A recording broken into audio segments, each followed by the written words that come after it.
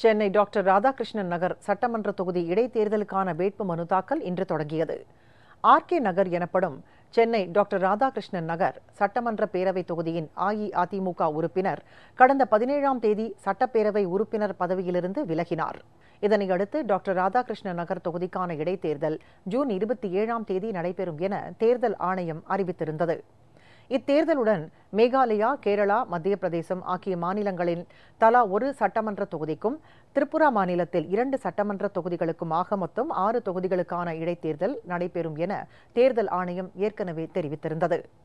Doctor Radhakrishnan நகர் சட்டமன்ற தொகுதி இடைத்தேர்தலில் அஇஅதிமுக சார்பில் கழக பொதுச் செயலாளரும் முதலமைச்சருமான செல்வி ஜெயலலிதா போட்டியிடுவார் என அறிவிக்கப்பட்டுள்ளது. இந்நிலையில் டாக்டர் ராதாகிருஷ்ணன் நகர் தொகுதி இடைத்தேர்தலுக்கான வேட்புமனு தாக்கல் இன்று தொடங்கியது. வேட்புமனுக்களை தாக்கல் செய்ய வரும் 10ஆம் தேதி கடைசி நாளாகும். 11ஆம் தேதி வேட்புமனுக்கள் பரிசீலனை நடைபெறும். வேட்புமனுக்களை திரும்பப் பெற ஜூன் 13ஆம் தேதி கடைசி நாளாகும். வாக்குப்பதிவு ஜூன் 27ஆம் தேதி சனிக்கிழமை காலை 8 மணிக்கு தொடங்கி மாலை 5 மணி வரை நடைபெறும்.